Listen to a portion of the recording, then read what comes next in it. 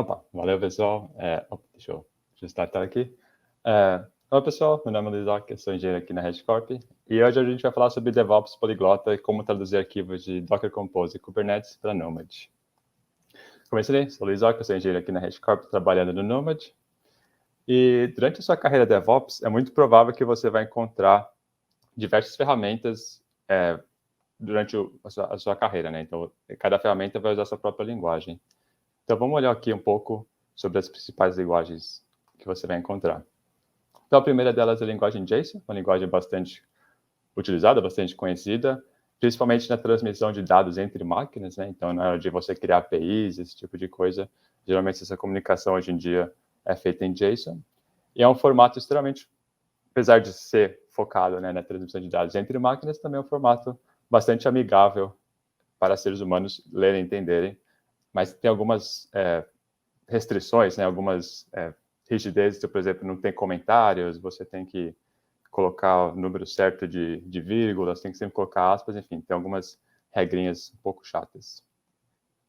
Uma outra linguagem bastante popular, bastante conhecida e utilizada é a linguagem YAML, uma linguagem um pouco mais focada em seres humanos, então tem algumas funcionalidades mais amigáveis, né? Então você tem comentários, você consegue agrupar informação usando o espaçamento, então você consegue dar uma estrutura no seu arquivo, apesar de que à medida que seu arquivo cresce, fica meio difícil de gerenciar essa estrutura, né? Você vai acabar precisando de uma régua ali para alinhar o YAML quando fica muito grande.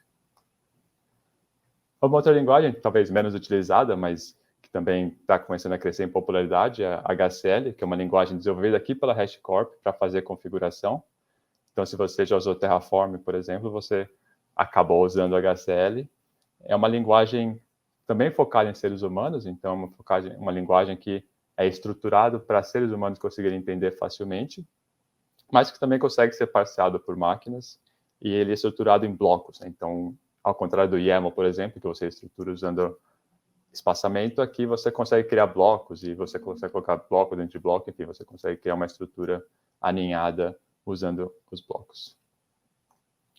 Então, vou falar um pouquinho sobre qual é a importância das linguagens, por que você teria que pensar nelas, né? Então, tem dois conceitos muito importantes numa linguagem, e isso se aplica tanto à linguagem natural quanto à linguagem de máquina. Então, o primeiro conceito é a sintaxe, e a sintaxe de uma linguagem define as regras gramaticais e as regras de estrutura da linguagem. Então, por exemplo, no português, a sintaxe do português define que um adjetivo vem depois do substantivo. Então, a gente fala a banana amarela, por exemplo. Mas aí na sintaxe do inglês já é o oposto. Então, a gente falaria amarela banana, né?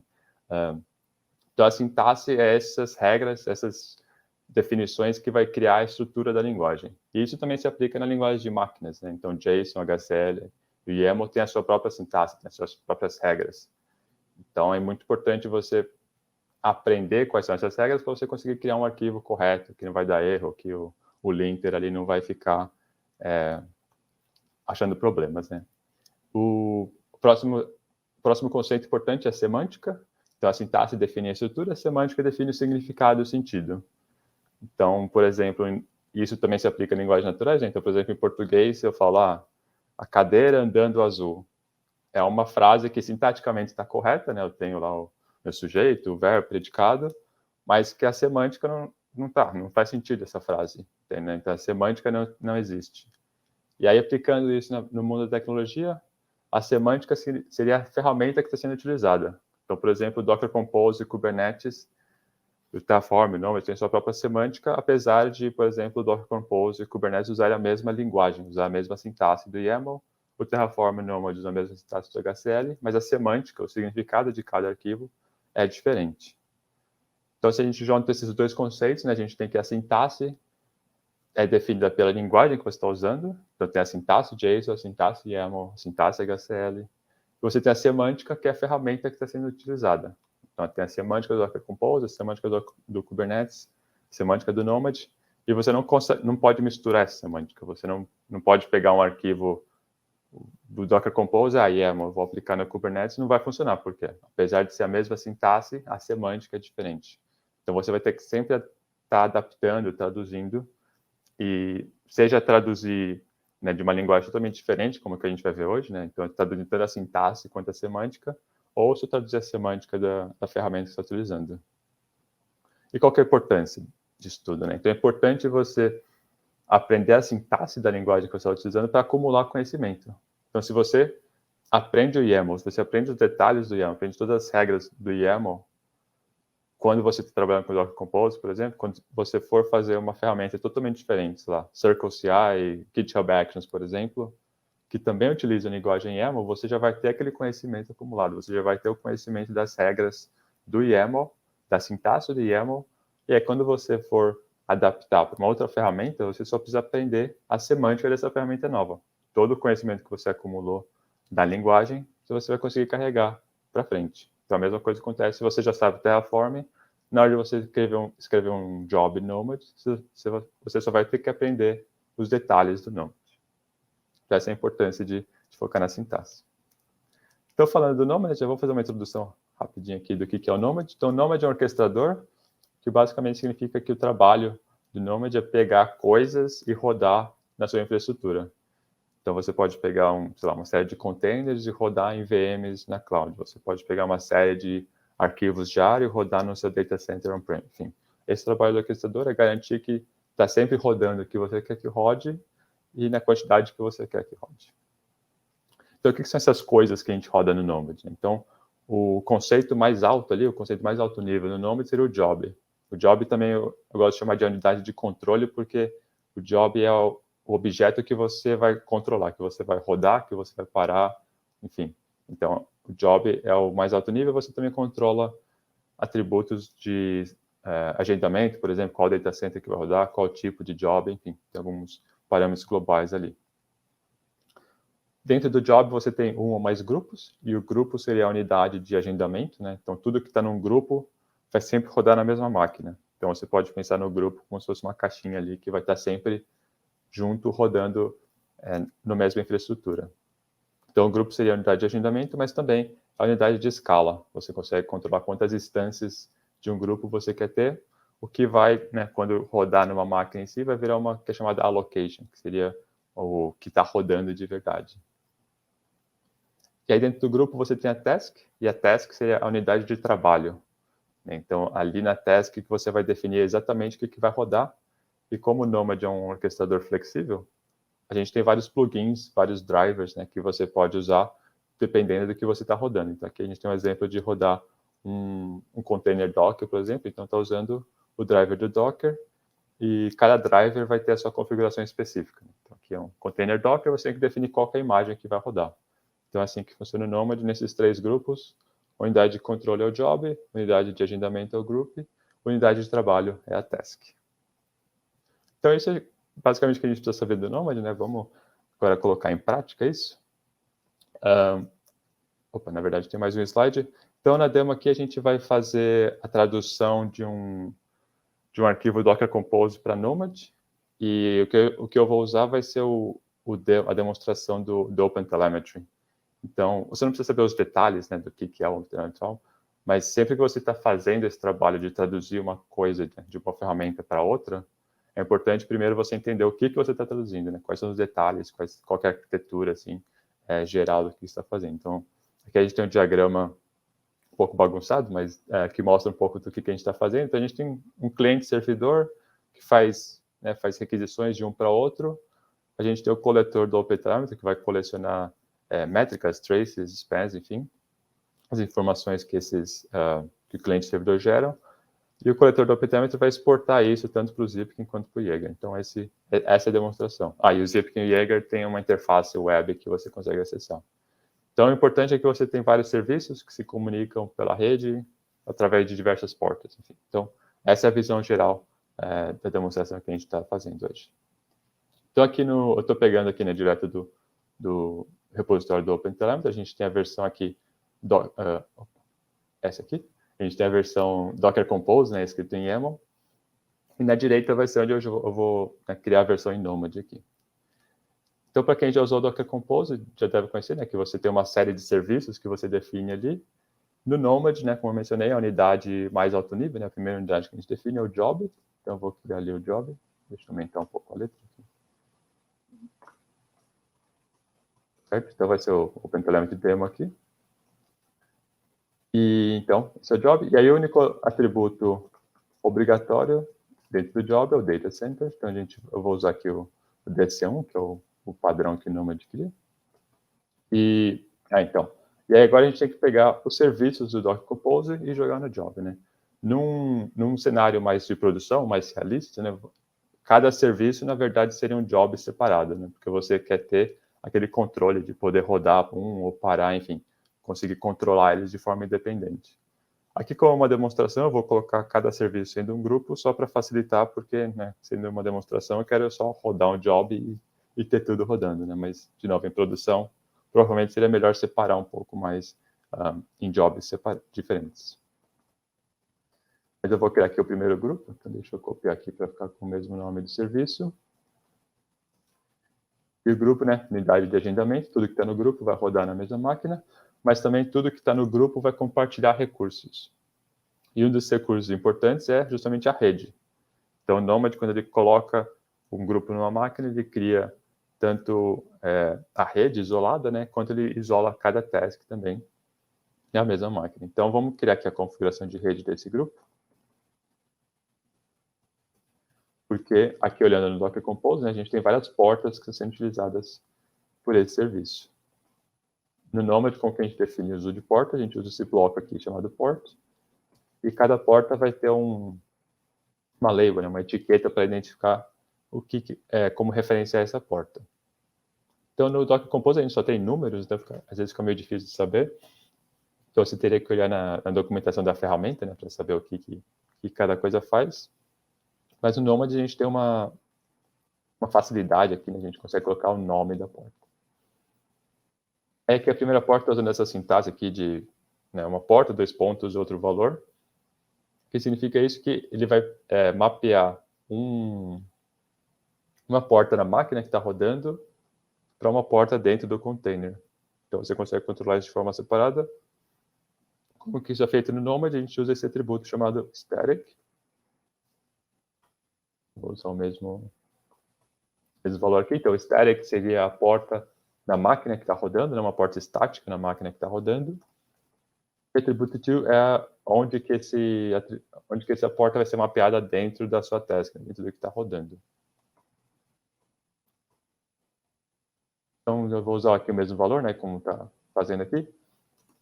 Mas, por padrão, no Nomad, se você tem uma porta estática, você quer o mesmo valor dentro do container, esse to vira opcional. Então, isso aqui seria equivalente a isso, mas como, né, para deixar o arquivo aqui o mais próximo do original, eu vou deixar os dois aqui. Aí, a segunda porta é o elemento de dados usando o formato Drift. E aqui ele não tem a porta estática, então só tem a porta no container.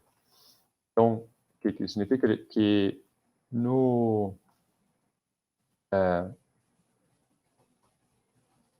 Docker Compose significa que você não vai ter uma porta na máquina, né, no host que está rodando para acessar a aplicação. No Nomad significa que você vai receber uma porta aleatória na máquina que está rodando. Então, o Nomad vai achar uma porta que está vazia na máquina e vai mapear para essa porta aqui dentro do container. Então, de fora, você usaria essa porta dinâmica para acessar.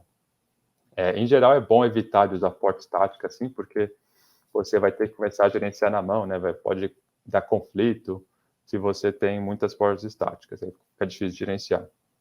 Então, em geral, usar o bom porta dinâmica, mas em alguns momentos, como por exemplo a UI, né, que você quer acessar de forma fácil do browser, por exemplo, é bom ter uma porta estática ali para saber de forma mais fácil, né, onde quer acessar essa aplicação. Mas, em geral, é bom usar portas dinâmicas e deixar o Nomad resolver qual porta usar. A próxima porta aqui é a porta que usa gRPC. De novo, vai ter só o atributo to aqui, porque a gente não tem uma porta estática. Então é isso. Então a gente criou o nosso grupo ali, criamos as portas aqui, né, que estavam definidas, a gente mapeou aqui para o nosso grupo também. E aí o próximo nível, né, unidade de controle, unidade de agendamento, agora unidade de trabalho, que vai ser a task. Aqui na task eu vou criar a task do Jaeger, e como aqui é o Docker Compose, eu vou usar o driver do Docker para criar um plugin. E aí, dentro da configuração do Docker, então, a primeira informação importante que tem que passar é qual a imagem que eu vou rodar, né? Exatamente o que eu quero rodar. Isso é uma string. E a outra informação importante é eu tenho que pegar as portas que estão no grupo, né? As portas que foram criadas para todas as tasks do grupo e mapear essa porta para o meu container.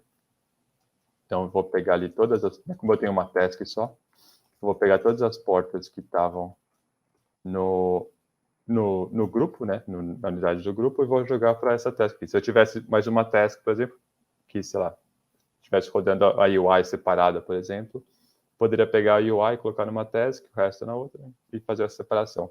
Mas como é que eu tenho uma task só, vou jogar tudo na mesma task. Então, esse aqui é o mapeamento desse serviço aqui do Jaeger para o Nomad. Praticamente um não, né? Mas, então, tipo, é assim que você faz. Então, tem a parte de rede, tem a parte da task, e aí você configura e consegue ter ali tudo certinho. O próximo serviço é bastante parecido com o primeiro, né? Então, eu vou meio que... Já tenho ele aqui. Tá rapidinho, só para não perder muito tempo.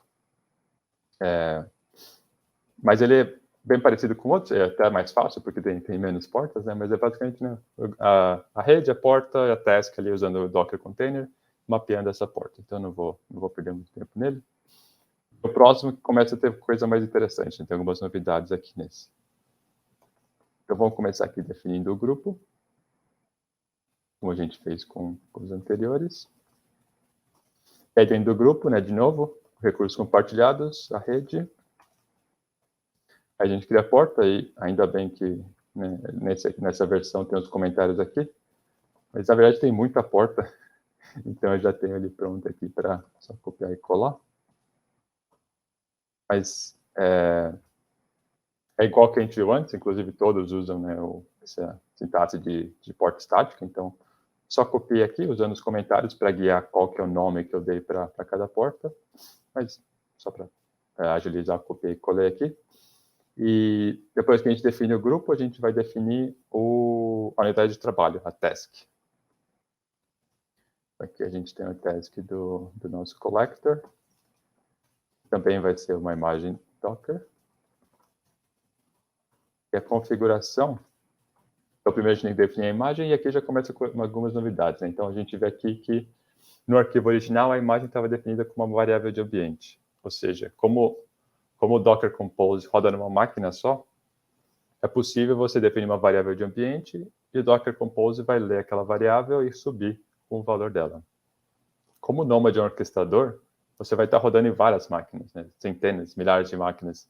Então, você não pode ficar dependendo de configurações específicas de cada máquina, né? Variável de ambiente específica de uma máquina, enfim. Não é bom ficar dependendo disso. Então, o ideal é que você tenha toda a informação que você precisa e defina no seu job, porque aí o Nomad consegue mover as coisas de uma máquina para outra sem depender de configurações específicas de cada máquina.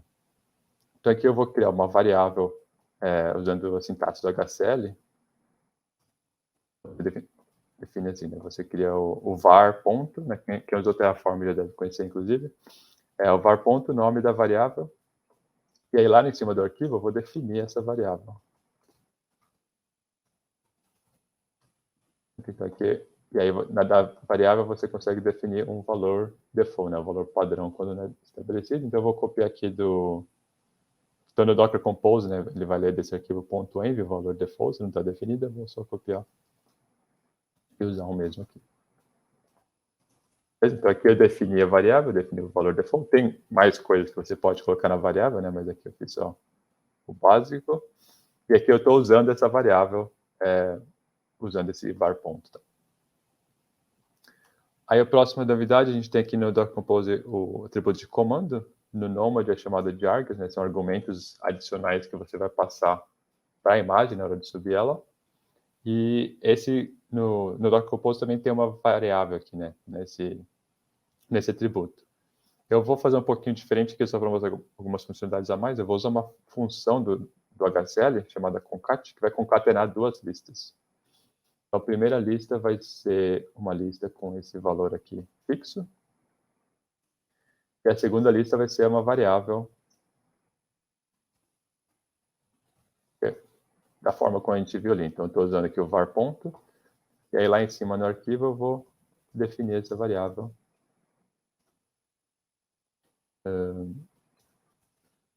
O valor default vai ser, pegando aqui no .env, né, vai ser um valor vazio, né? No meu caso é uma lista vazia. Mas com essas variáveis, agora, na hora de rodar o job, eu posso passar na variável de ambiente ou no arquivo de configuração qual o valor que eu quero sobrescrever essas variáveis, né? Qual valor eu vou sobrescrever esse valor default. A gente tem aqui os argumentos. Aí, outra configuração que a gente precisa, né, como a gente já viu, a gente tem que mapear as portas, e de novo eu vou copiar aqui, só porque esse serviço tem muitas portas. Então, todas as portas do grupo eu estou só mapeando aqui para task. Então, a gente, né, fez essa parte aqui. E a outra novidade é a parte de volumes. Então, a gente tem no Docker Compose um volume que está montando um arquivo local para dentro do container. E, de novo, isso no Nomad não é legal de fazer, porque se a máquina, né, se acaba rodando numa máquina que não tem esse arquivo, sua aplicação não vai subir.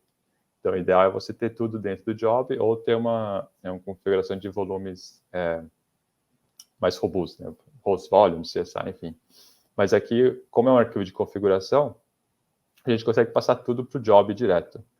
Então, não precisa nem fazer coisa externa. Então, como que a gente passa esse valor, né? Para a gente olhar aqui, na verdade, o arquivo, é um arquivo YAML que vai configurar o collector. Então, como que a gente pega esses dados e joga ali para essa task? Então, a gente vai usar um bloco de template que permite você definir dados arbitrários dentro do job. E essa informação que você passar vai ser escrita em disco em um caminho. O caminho que vai ser dentro da task, né, dentro do nosso container, vai ser esse aqui. E a informação que a gente quer passar para o container é esse arquivo aqui de configuração. Então, a gente tem um arquivo de configuração que a gente colocou no nosso job, vai salvar num arquivo e a gente vai, na verdade, vou fazer uma coisa errada. Aqui esse destination vai ser, a gente vai pegar essa informação, vai escrever no arquivo dentro da task. Então, quando o Nomad cria uma task, ele também cria um sistema de arquivo isolado, né? Um file system isolado, por padrão, né? Dependendo do plugin que você está usando, mas geralmente ele cria um sistema de arquivo isolado e a gente vai definir onde que nessa task vai ser criado. Eu tenho uma pasta chamada local, que é o lugar, uma pasta que ele cria só para task, então eu vou jogar ali nessa pasta local, deixa eu usar o mesmo nome do arquivo aqui. Então eu peguei o arquivo de configuração e joguei na minha task aqui nesse caminho. Agora eu vou ter que mapear, né, que nem foi feito aqui, vou ter que mapear esse arquivo da minha task para dentro do meu container. Então, também tenho uma configuração de volumes aqui no Nomad, mas ao invés de ser um arquivo local, né, um arquivo local da máquina, vai ser um arquivo local da task. Aí eu vou mapear isso para dentro do container, nesse caminho aqui, que é o mesmo que foi utilizado ali. Beleza? Então aqui eu estou mapeando né, então aqui eu não estou dependendo da configuração da minha máquina, né? Estou pegando do job direto, esse template, e lendo ali para dentro do meu container. Agora, se a gente olhar com detalhe para a configuração desse arquivo de configuração, a gente vai ver que tem alguns valores fixos aqui, né, meio hard-coded, né, que não é muito legal. Se a gente olhar, então olhando aqui, essa porta aqui que está sendo utilizada nessa configuração é essa aqui que está pegando métricas do Prometheus, por exemplo. Mas o que acontece? Se eu mudar essa porta aqui, se eu precisar alterar esse valor, eu vou ter que sempre lembrar de alterar aqui nesse arquivo também. Se eu esquecer, a aplicação provavelmente não vai subir. Como o bloco, né, o nome é meio que indica, né, um template, então eu posso pôr valores dinâmicos aqui. Em vez de deixar fixo, eu vou usar essa notação aqui. Eu já vou explicar um pouquinho os detalhes. O que isso aqui faz? O bloco de template usa uma linguagem chamada GoTemplate para definir o seu conteúdo, né? Então você consegue colocar com essas chaves duplas, você consegue chamar funções para gerar valores. Então a função que eu estou usando aqui é uma função chamada env, que vai ler uma variável de ambiente, e eu estou lendo essa variável de ambiente chamada Nomad Port Prometheus. É importante pensar que essa variável de ambiente não é a variável de ambiente da minha máquina, é uma variável de ambiente da task quando ela for rodar, seja lá em qual máquina for. E quando ela roda, o Nomad cria uma série de variáveis de ambientes por padrão. Uma delas são essas chamadas Nomad Port, e para cada porta, né, então essa é a importância do teu label aqui, para cada porta que você define, o Nomad vai criar uma dessas variáveis usando o nome que você der para a porta.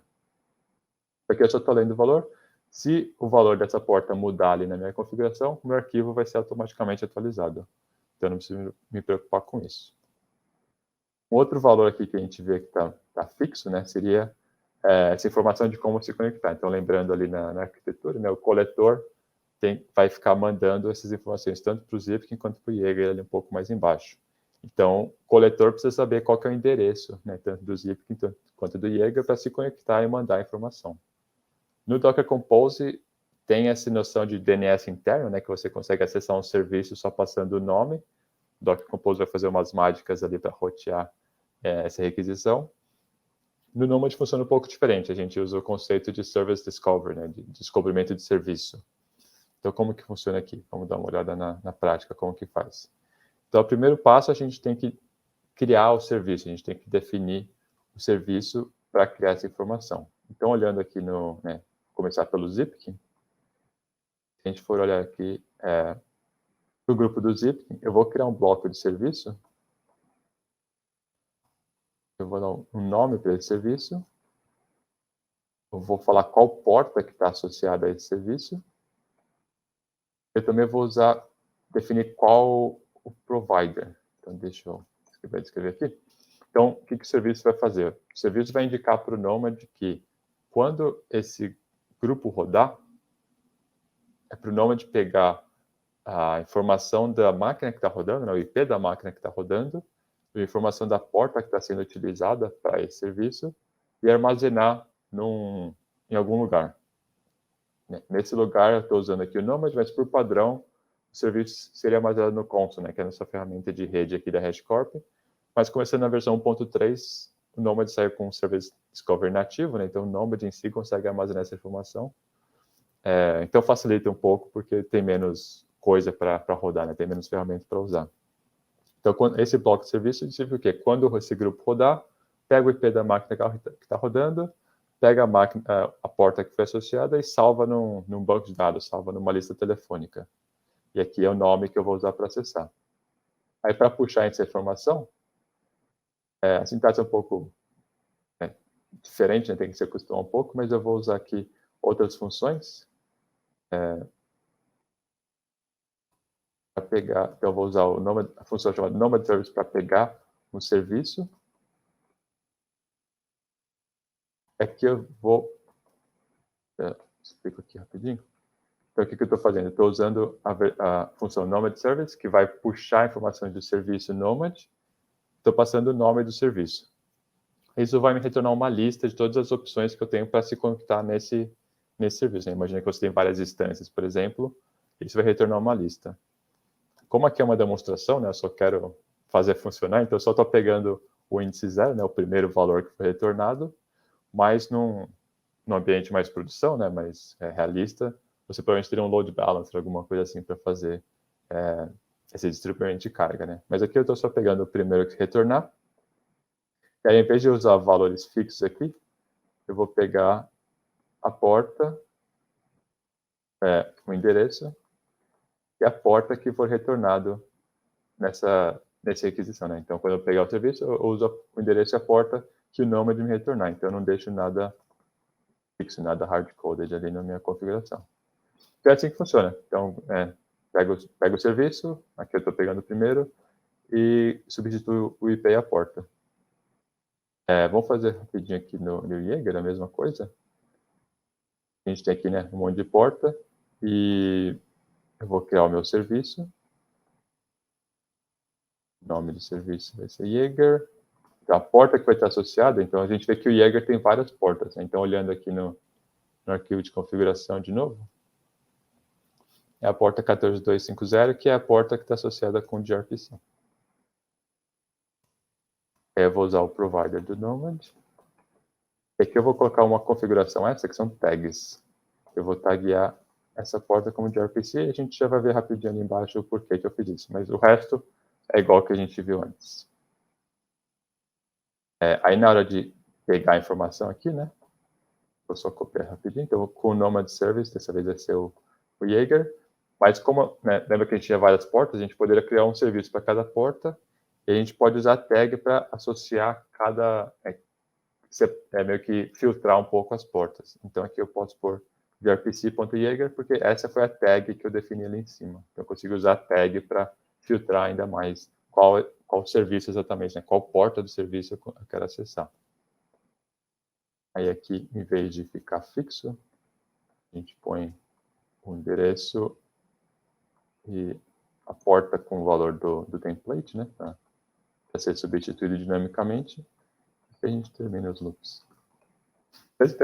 Assim que funciona o Service Discovery. Você cria um bloco que fala para o Nomad para armazenar aquela informação e você usa templates, funções de templates para obter essa informação depois, puxar essa informação. Então, a gente está numa posição boa para ver funcionando, né? Então, vou subir um agente dev aqui do Nomad, é o jeito mais fácil de você criar, rodar o Nomad, esse é o Nomad Agent Dev. Eu vou rodar o job, e aí a gente torce para dar certo. Opa, deu errado. Na linha 1, 2, 3.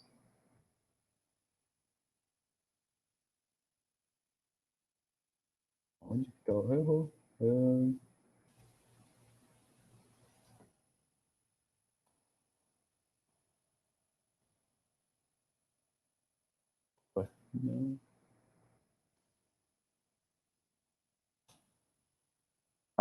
Coloquei um ponto em vez de uma vírgula aí.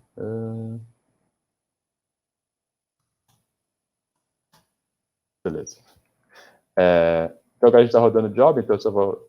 O Nomad vai definir onde vai rodar, aqui eu só tenho uma máquina, então vai ser tudo na mesma máquina. Mas só aguardar aqui um pouco para ver se eles sobem de verdade.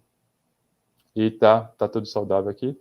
Então, os nossos 3 serviços que a gente define ali do Docker Compose estão rodando, né? Se for na interface ali do Nomad. Aqui os 3 serviços que a gente criou rodando. Tem mais serviços no Docker, né? Mas eu não vou criar eles na mão, senão vai demorar muito. Mas eu vou abrir aqui a versão final, só para a gente discutir um pouco sobre as novidades, né? As diferenças que tem. Então, a maioria da gente já viu. Algumas novidades que eu queria falar é esse atributo de environment, né? Para você definir variável de ambiente. Então, como essa variável de ambiente também está usando valores dinâmicos, né, para acessar serviço, a gente também pode usar o bloco de template, da mesma forma como a gente viu, né, para fazer o Service Discovery, para pegar valores dinâmicos, mas se eu coloco esse atributo env igual a true, isso vira variável de ambiente. Então, a minha task consegue acessar como variável de ambiente.